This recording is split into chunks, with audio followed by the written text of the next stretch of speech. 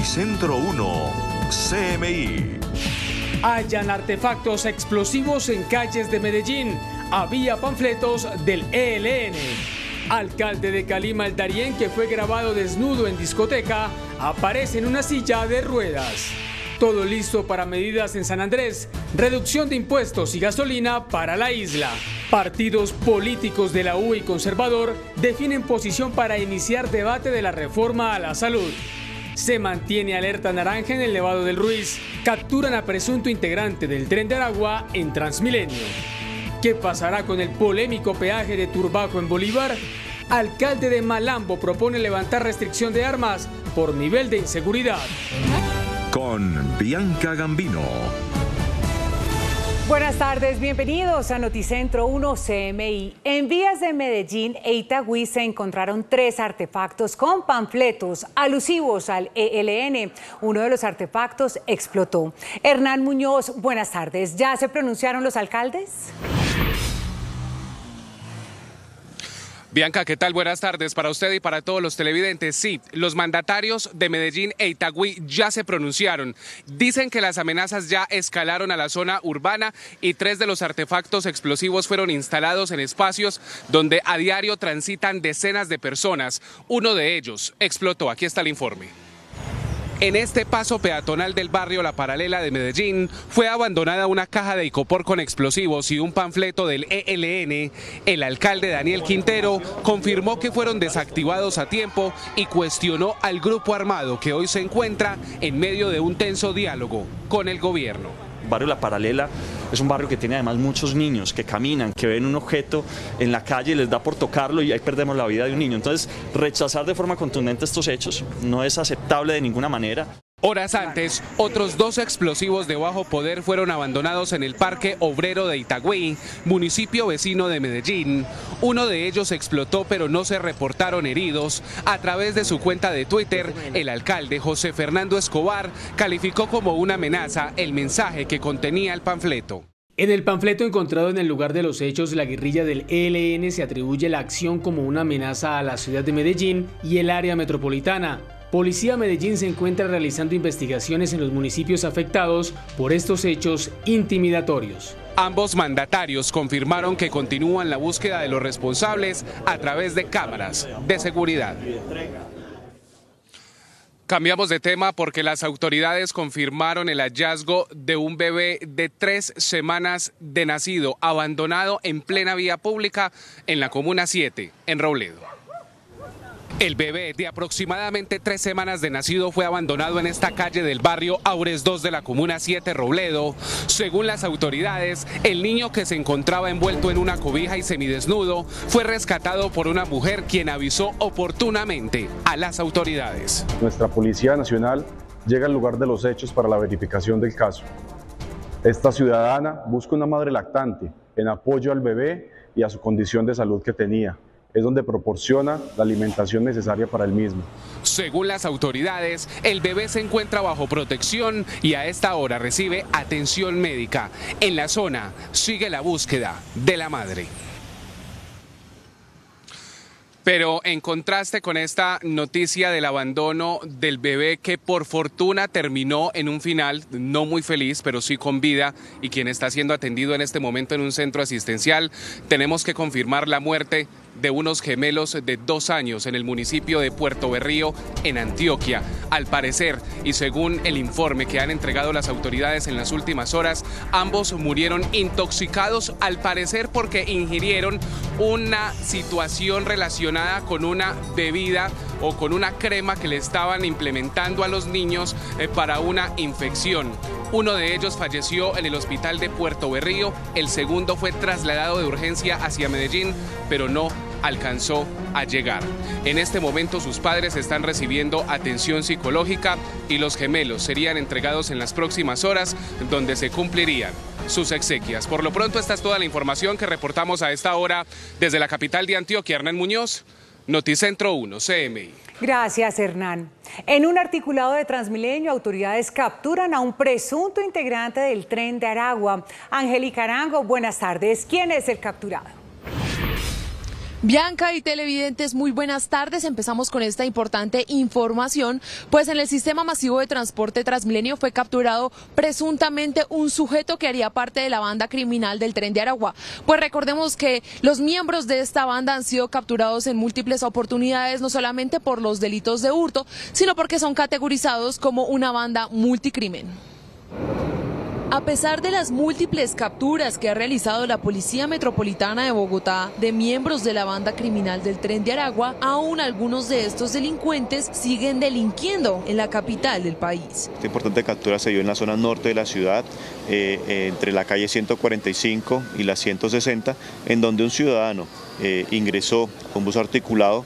Insisto, dentro de los planes que realizamos, plan policía a bordo, se logró identificar a esta persona hallándole en su poder 2 pistolas, una de ellas con el proveedor modificado, es decir, adaptado para 25 cartuchos, y según las primeras indagaciones, las investigaciones preliminares que estamos haciendo, esta persona presuntamente está delinquiendo con el Tren de Aragua. En este momento se están haciendo las investigaciones pertinentes para indagar acerca de este sujeto. Esta persona tiene algunos antecedentes de que hemos indagado, y la otra pistola también era tipo 9 milímetros, con la cual se le está haciendo unos cotejos para verificar si se han cometido algunos otros hechos ilícitos dentro de la capital de la ciudad. El hombre fue capturado en medio del sistema masivo de transporte Transmilenio. Cuando vemos que él ingresa a la estación de Transmilenio, él tiene una bolsa, dentro de la bolsa tiene el bolso, y está como una actitud nerviosa, sospechosa. Esto lo logramos identificar mediante cámaras. Inmediatamente abordamos al primero que todo, ingresamos al bus, abordamos a estas personas y se le encontró en su poder precisamente dentro de la bolsa, dentro del bolso, estas 2 armas de fuego. Cambiamos de tema porque el hurto a viviendas en la capital del país está disparado. Precisamente conocimos el caso de una familia que denuncia que 3 sujetos entraron a su vivienda por la ventana de un baño y robaron sus pertenencias avaluadas en más de 10 millones de pesos. Ni en la Semana Santa pararon los hurtos a viviendas en la capital del país. Los hechos ocurrieron sobre las 5 de la tarde en la localidad de Suba, en el barrio Colina Campestre, cuando una familia llegó a su hogar y prendió sus alarmas al ver que su puerta estaba bloqueada. Salimos de nuestra casa a almorzar como tipo 1:30 de la tarde, y cuando regresamos pues nos encontramos con la situación. Al parecer tumbaron uno de estos barrotes, ingresaron, se suben al balcón, a esta plancha, luego al balcón, por la ventana de un baño ingresan y bueno, ahí eso fue todo. Realmente aquí lo preocupante es la falta de cuidado tanto de la administración como de la empresa de vigilancia, porque no hay una cámara, y pues no es posible que todo el tiempo que se demoraron y ellos ni no se hayan percatado realmente del ingreso de estos ladrones. Lo más preocupante es que a pesar de que esta familia ya lleva más de 5 meses viviendo en esta propiedad, la única cámara está al otro extremo de la cuadra y toda la iluminación está dañada. No es solo lo material, es lo vulnerable que nos sentimos aquí todas las noches de pensar que tenemos esa obra. Mira, no hay nada de seguridad, absolutamente nada. Entonces sí, y no vale lo que nosotros hagamos, porque pues los ladrones de verdad necesitamos apoyo de la empresa y también de la administración para que por favor nos coloquen sistemas de seguridad que sé que existen para poder pues estar tranquilos ya. Presuntamente se trataría de 3 sujetos que por medio de esta modalidad de hurto se llevaron pertenencias avaluadas por más de 10 millones de pesos. Se llevaron varias cosas, nuestros computadores, joyas, se llevaron la caja fuerte, que ahí teníamos dólares, euros, los pasaportes, visas, que eso es como lo más preocupante. A mi esposo se le llevaron unas tarjetas. Y robaron, alcanzaron a hacer pagos, pequeños pagos de 100, de 150 mil pesos, donde no les pedían claves, y alcanzaron a sacar dinero de los cajeros. Finalizamos con esta importante información, pues conocimos más detalles del caso de una niña que lastimosamente fue arrollada por una motocicleta que, según las autoridades, conducía en exceso de velocidad en un sector residencial. Exceso de velocidad, imprudencia e irresponsabilidad son los factores más comunes para tragedias como esta. Precisamente la cifra de siniestralidad como agente motociclista está en aumento. Estamos viendo que hay un incremento en las lesiones y muertes en accidentes de tránsito, especialmente del actor vial, que son los motociclistas. Tenemos lesionados en el año 2023, llevamos 2018 lesionados por esta causa, igualmente muertos y fallecidos, más bien fallecidos, llevamos 62 en lo corrido del 2023. La niña con tan solo 9 años fue arrollada en el barrio El Dorado, en donde quedó tendida en la vía. Ella, al igual que el motociclista de 19 años, fueron trasladados a centros hospitalarios. En este momento la investigación la está llevando Fiscalía General de la Nación, la persona fue totalmente identificada y en este momento está tiene un proceso por lesiones culposas. Los actores viales deben respetar los límites de velocidad en las zonas residenciales, en donde se debe rodar a 10 o 15 kilómetros por hora. Bianca y televidentes, desde la seccional de Tránsito y Transporte de Bogotá me despido. Angélica María Arango, Noticentro 1, CMI. Muchas gracias, Angélica. En una silla de ruedas apareció el polémico alcalde de Calima, El Darién, que había sido grabado casi desnudo en un centro nocturno. Valentina Villegas con la historia. Buenas tardes. Buenas tardes, Bianca, y a nuestros televidentes. El alcalde del municipio de Calima, El Darién, Martín Alfonso Mejía, continúa en el ojo del huracán luego de que el pasado fin de semana protagonizara un escándalo en una discoteca del municipio que gobierna. Al parecer, en aparente estado de embriaguez, el funcionario mostró sus genitales a los asistentes. Recordemos que este no es el primer escándalo público que protagoniza este funcionario. El pasado mes de agosto, en las fiestas de su pueblo, también habría gritado vulgaridades a los asistentes. Sin embargo, hace pocas horas el mandatario aseguró que habría sido drogado y había consumido alcohol adulterado. Por esto actuó de tal forma el pasado fin de semana. No obstante, el propietario de la discoteca donde se presentaron los hechos, en un video compartido a través de redes sociales y con material probatorio, demostró que todo el alcohol que es vendido en su establecimiento es totalmente auténtico. El mandatario por el momento se encuentra siendo atendido en un centro médico de la capital del Valle a la espera de si su versión es cierta o no es así. Y en otra información, hace pocas horas la Policía Nacional desarticuló una estructura criminal que al parecer sería la responsable de las masacres presentadas en el municipio de La Unión y de Toro, Valle del Cauca, durante el año pasado. En diligencias de registro y allanamiento y en un trabajo articulado entre la Policía Nacional, las autoridades político-administrativas, el Ejército Nacional y la Fiscalía del Departamento, fue desarticulado el grupo de delincuencia común organizada autodenominado como La Firma, quienes cuentan con anotaciones por los delitos de fabricación, tráfico, porte de armas de fuego, desplazamientos forzados, homicidios y tráfico, fabricación y porte de estupefacientes. Es importante resaltar que con la captura de estos 13 delincuentes se esclarecen alrededor de 5 homicidios y se imputan también 13 personas más, específicamente por unos hechos que ocurrieron el año pasado hacia el mes de julio y agosto en el municipio de Toro. Los homicidios colectivos de los que serían responsables estos delincuentes ocurrieron precisamente el 31 de julio del 2022 en la Unión Valle, donde resultaron 5 personas asesinadas, y el 15 de agosto del mismo año en el municipio de Toro, donde ocurrió el homicidio de 3 personas, hechos motivados por el control de las rentas ilícitas. Donde se observa la incautación de gran cantidad de estupefacientes, 7 celulares, 6 armas de fuego y 3 motocicletas. Es de resaltar que esta estructura criminal, La Firma, se dedica a la comisión de homicidios y al tráfico de estupefacientes en el municipio de Toro y La Unión, con el fin de mantener el control criminal y territorial. Por su parte, alias Purina presuntamente sería el cabecilla de la banda de estos actores criminales, quienes fueron dejados a disposición de la Fiscalía General de la Nación, y un juez con función de control de garantías decidió cobijarlos con medida de aseguramiento en centro penitenciario y carcelario. Y cambiando de tema, continúan en aumento las demandas por el mal estado de la malla vial en la capital del Valle. Los ciudadanos reprochan esta situación. Según un informe de infraestructura vial, de los 2.591 kilómetros de vías urbanas de la ciudad de Cali, solo 646 kilómetros están en buen estado, 1.405 están en regular situación y cerca de 524 kilómetros en mal estado, razón por la que la alcaldía de Cali recibe constantemente demandas por accidentes y daños a vehículos. Por ejemplo, hasta del 2020 al 2022 se interpusieron alrededor de 124 demandas judiciales en contra del distrito de Santiago de Cali. en la cual se reclamaba la indemnización de perjuicios por presuntos daños ocasionados al mal estado y la falta de señalización. Gran parte de estas demandas judiciales han resultado desfavorables para el distrito de Cali, teniendo que indemnizar las víctimas, lo que ha representado para el municipio 2.975 millones. La malla vial de Cali está en muy malas condiciones. Las principales avenidas, algunas han sido reparadas, pero la mayoría permanecen en un estado deplorable. En Cali hay muchos sectores.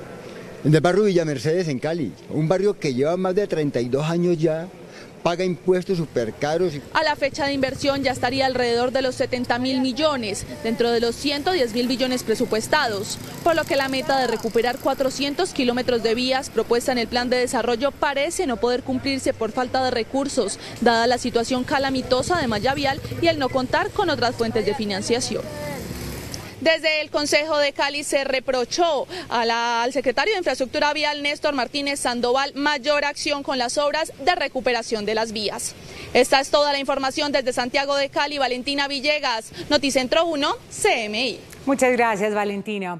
Hay cierre total en una zona del sur de Bogotá por la demolición del puente de Venecia. La demolición de la estructura, que estuvo en funcionamiento por más de 40 años, empezó este martes. El puente se va a mantener cerrado casi por 3 años. Pues 6 meses de demolición y 2 años y medio de construcción del nuevo puente. La estructura, ubicada en la autopista sur con carrera 68, será reemplazada por 2 nuevos puentes. Va a ser uno nuevo que va a ser exclusivo para los buses, bidireccional, que permitirá que un bus que venga por la autopista sur tome la 68 y en sentido contrario. Y otro puente exclusivo para el tráfico mixto, para separarlos por completo. Más de 52.000 vehículos serán desviados diariamente. Los carros que vienen desde Soacha pueden tomar la carrera 68 haciendo la oreja en la Boyacá y subiendo por la carrera 68 de Al Oriente. Además, en el barrio Venecia habrá más de 5 desvíos habilitados. Se verificará el cumplimiento de ese parámetro de velocidad, que es el principal parámetro para saber que el plan de manejo tráfico aprobado por la Secretaría de Movilidad está funcionando dentro de esos parámetros, que es una reducción de velocidad del 30%. Estas obras hacen parte de la construcción de Transmilenio por la carrera 68, que es una de las troncales alimentadoras del metro. Al regresar a Noticentro 1 CMI, partidos políticos definen posición frente a la reforma a la salud.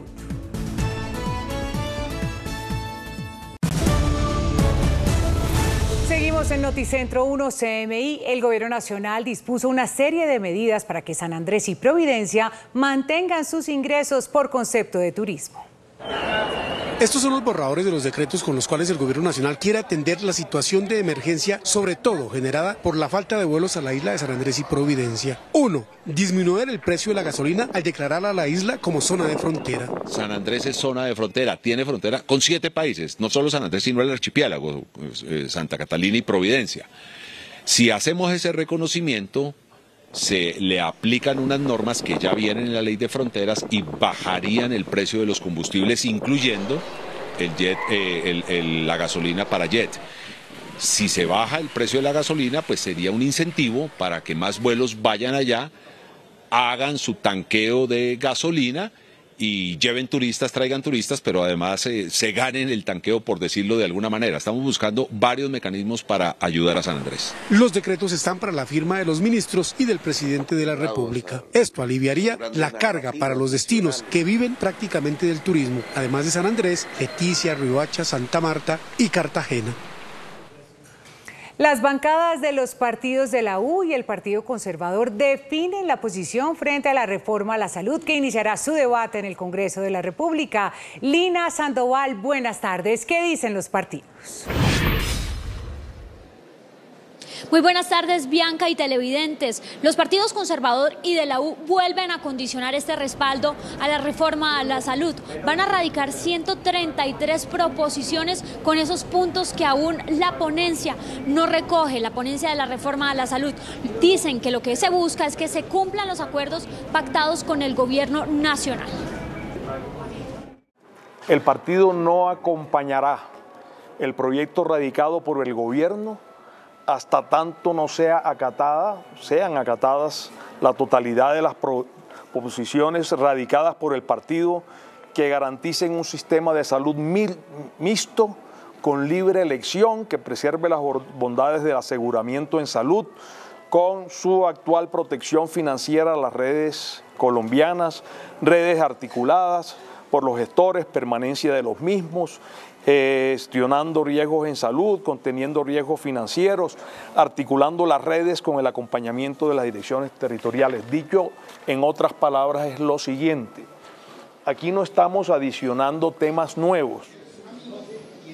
Y es que precisamente hay acuerdo en ciertas cosas, pero a los partidos les preocupa sobre todo el papel de las EPS. Por eso van a radicar 133 proposiciones. La idea es respetar los acuerdos que hicimos con el presidente y que no fueron incluidos en el articulado. Esa es la idea.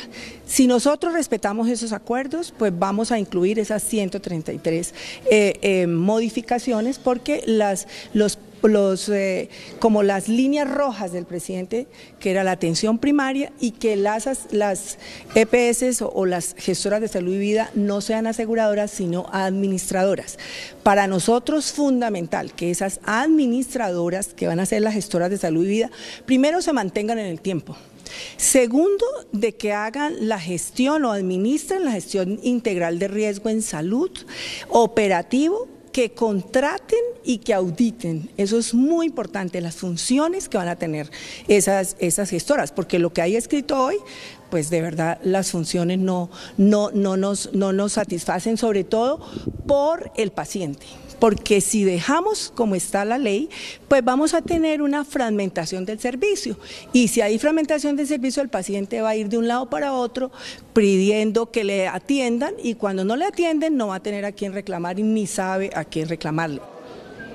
Hablamos con Alfredo Mondragón, representante de la Cámara del Pacto Histórico y coordinador ponente de la reforma a la salud. Dice que lo anunciado por los partidos de la U y conservador tiene coherencia. Ese anuncio tiene consistencia con lo que hablamos hace varias semanas en la Casa de Nariño, con todos los coordinadores, ponentes, ministros y el presidente. Y lo que se quedó era que los coordinadores, ponentes y los ponentes llevaríamos una ponencia positiva de los principales acuerdos, y que los temas que estén en discusión después los vamos a tramitar por vía de proposiciones. Así que lo que están anunciando los presidentes de estos partidos tiene consistencia con lo que hemos venido hablando. Vamos a esperar, porque todos tenemos proposiciones, queremos hacer ajustes, queremos hacer previsiones, porque queremos la mejor reforma, una reforma que efectivamente no permita que se den manejos corruptos con los recursos de la salud, ni manejos ineficientes, y mucho menos que quede en el olvido la atención primaria en salud, que es uno de los elementos principales, digamos, de la reforma. Se abre entonces esta puerta de apoyo de los partidos conservador y la U a la reforma a la salud. La discusión inicia formalmente este jueves en la Comisión Séptima de la Cámara de Representantes. A esta hora hay una reunión del ministro del Interior con los ponentes de la reforma a la salud de los diferentes partidos. Lina María Sandoval, Noticentro 1, CMI. Muchas gracias, Lina. En el volcán Nevado del Ruiz se mantiene la alerta naranja. Luisa Fernández con los detalles. Buenas tardes. Bianca, televidentes, muy buenas tardes. En la más reciente actualización del Servicio Geológico Colombiano indican que ha persistido tanto en la tarde de ayer lunes como en la mañana de este martes la sismicidad, el movimiento de fluidos y la emisión de cenizas del volcán Nevado del Ruiz. También en su comunicado indican que aumentó levemente la salida de dióxido de azufre y que se han mantenido las anomalías térmicas, es decir, el tema de la temperatura sigue siendo un problema que está localizado en el cráter Arenas. También aclaran en el comunicado que se mantiene la alerta naranja en este volcán por la inestabilidad que se ha producido durante los últimos días. Aseguran o hacen un llamado a las personas que viven en cercanías al volcán Nevado del Ruiz que sigan todas las indicaciones de la Unidad Nacional para la Gestión de Riesgo y Desastres, y también que mantengan la calma, porque el Servicio Geológico estaría informando día tras día cuál es la actividad que se registra en el volcán Nevado del Ruiz. Por ahora se mantiene la alerta naranja y recordemos que el día de ayer se reunió el presidente Gustavo Petro con su gabinete para saber qué medidas adicionales se podrían tomar en caso de una eventual erupción de este volcán, o qué otras medidas se podrían tomar en cuanto a complicaciones que podrían registrarse en esos sectores que están en cercanías al Nevado del Ruiz. Es la información por el momento. Luisa Fernández, Noticentro 1, CMI. Muchas gracias, Luisa. Hoy se conocerá la suerte del pleito más grande que haya enfrentado Bogotá en los tribunales. Hablamos del litigio por 1.2 billones de pesos entre la ciudad y el operador del relleno, Doña Juana. En el siguiente informe les explicamos en qué consiste y qué consecuencias tendría sobre las tarifas de aseo un fallo adverso para la ciudad. Esta tarde se resuelve el pleito más grande que haya enfrentado Bogotá en toda su historia.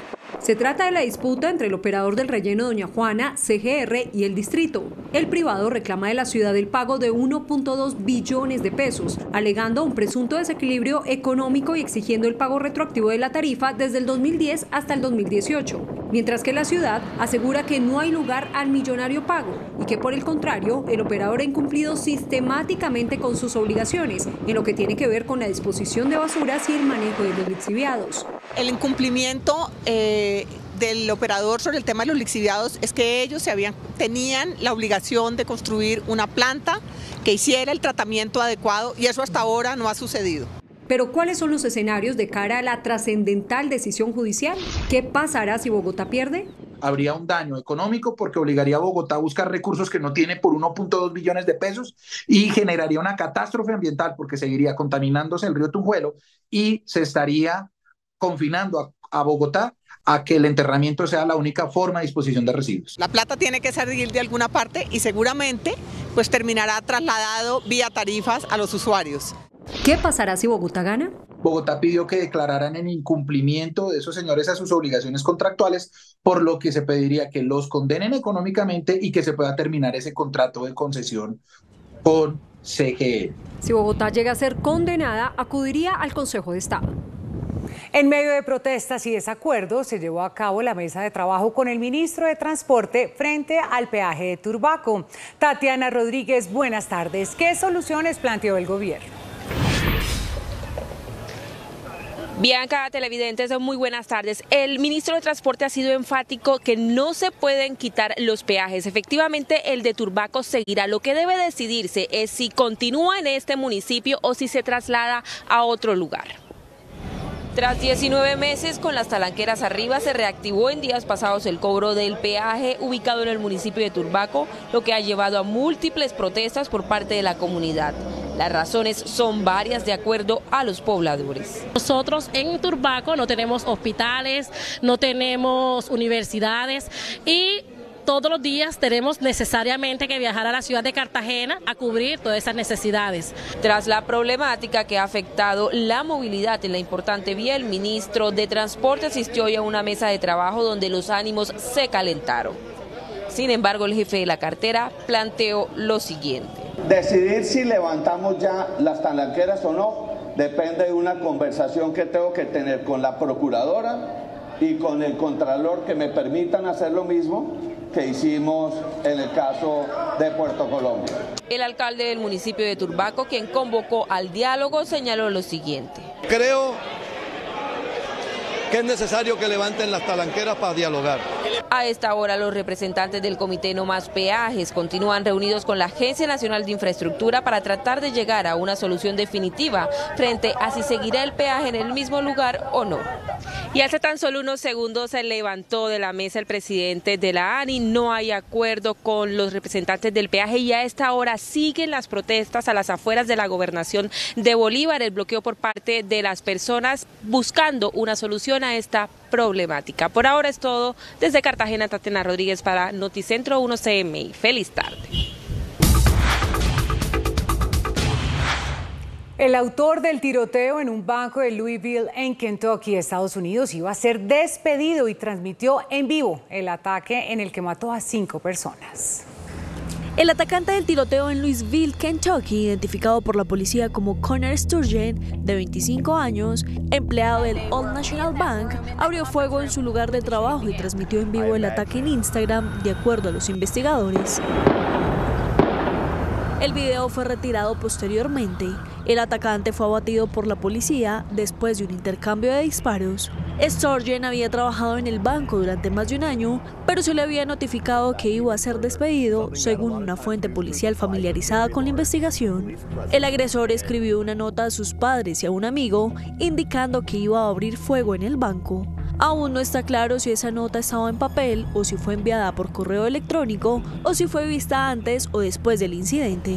La policía de la ciudad informó en la noche del lunes que la cifra de fallecidos aumentó a 5 e identificó a la última víctima como Diana Ecker, de 57 años. Las otras 4 víctimas mortales, 3 hombres y una mujer, tenían entre 40 y 67 años. El presidente de Estados Unidos, Joe Biden, firmó una ley que pone fin a la emergencia nacional por el COVID-19. La emergencia nacional en Estados Unidos para responder a la pandemia del COVID-19 concluyó en las últimas horas después de que el presidente Joe Biden firmara una resolución legislativa bipartidista para ponerle fin luego de 3 años a unas semanas de que expirara junto con una emergencia de salud pública implementada por separado. La emergencia nacional le permitía al gobierno tomar medidas radicales para hacer frente al coronavirus y brindar respaldo a los sistemas económicos, de salud y bienestar del país. Algunas de las medidas de emergencia ya se desmantelaron con éxito, mientras que otras siguen siendo eliminadas gradualmente.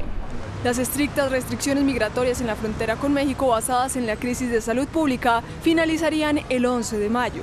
La Casa Blanca emitió un comunicado de una sola línea en el que señaló que Biden había firmado las medidas a puertas cerradas, después de que se opuso públicamente a la resolución, aunque no al grado de interponer un veto. Más de 197 representantes demócratas votaron en contra cuando la Cámara Baja, controlada por los republicanos, la aprobó en febrero. Luego de que la medida fue aprobada en el Senado el mes pasado con una votación de 68 contra 23, Biden les hizo saber a los legisladores que firmaría la iniciativa. Las tropas ucranianas que defienden la asediada ciudad de Bakhmut han logrado controlar algunas posiciones clave que el ejército necesita para seguir recibiendo refuerzos y suministros vitales en su resistencia a la devastadora guerra de desgaste lanzada por Rusia. Bakhmut, en la cuenca del Donbass al este de Ucrania, donde vivían unas 70.000 personas antes de la guerra, es el escenario de la batalla más prolongada y sangrienta desde el inicio de la invasión rusa a territorio ucraniano, la cual ha dejado numerosas bajas para ambos bandos. Sin embargo, en los últimos días, una serie de contraataques de las Fuerzas Armadas ucranianas han permitido alejar a los ocupantes rusos de algunas posiciones clave, como la carretera que el ejército de Kiev necesita para seguir recibiendo refuerzos y suministros para mantenerse en la batalla. De hecho, es gracias a esta férrea resistencia y operaciones exitosas por lo que las fuerzas rusas no consiguen establecer posiciones en la devastada urbe y, según expertos, Moscú sigue desplegando unidades adicionales en Bakhmut para hacer frente al gran número de bajas que está sufriendo en la guerra de desgaste desatada en su intento de hacerse con el control total de esta ciudad, que se había convertido en el símbolo de la ofensiva invernal del ejército ruso, que no ha dejado avances significativos debido a que las fuerzas del Kremlin solo consiguieron avanzar unas decenas de kilómetros y así caiga Bakhmut. Es posible que Moscú no logre hacerse con el control de la región de Donetsk, uno de sus principales objetivos territoriales. En tanto, las fuerzas ucranianas, que llevan meses resistiendo a la invasión rusa, sienten que llegó la hora de la contraofensiva en momentos en los que las tropas de Moscú parecen perder impulso. Estados Unidos y Filipinas dieron inicio a los ejercicios militares conjuntos más grandes de su historia en plena escalada de las tensiones entre estos dos aliados con China por sus pretensiones expansionistas en esta región. Los ejercicios anuales llamados Balikatan reunirán este año a casi 18.000 efectivos, casi el doble que en 2022, e incluirán por primera vez operaciones con fuego real en el disputado Mar de la China Meridional, reivindicando casi en su totalidad por Pekín, que hace unas horas concluyó 3 jornadas de maniobras militares alrededor de Taiwán. La justicia controlada por el gobierno de Nicolás Maduro continúa la purga en el chavismo y ya son 55 los funcionarios públicos encarcelados por corrupción. Según el fiscal general venezolano Tarek William Saab, aún faltan 12 personas por detener relacionadas con el caso del millonario desfalco a la estatal petrolera PDVSA, que se cobró la renuncia del poderoso ministro de Petróleo Tarek El Aissami. Los arrestados pueden enfrentar una larga lista de delitos, entre ellos el de traición a la patria. Hasta aquí Noticentro 1 CMI. A continuación, Magazine 1. Y a las 8 de la noche, una nueva emisión de noticias. Feliz tarde.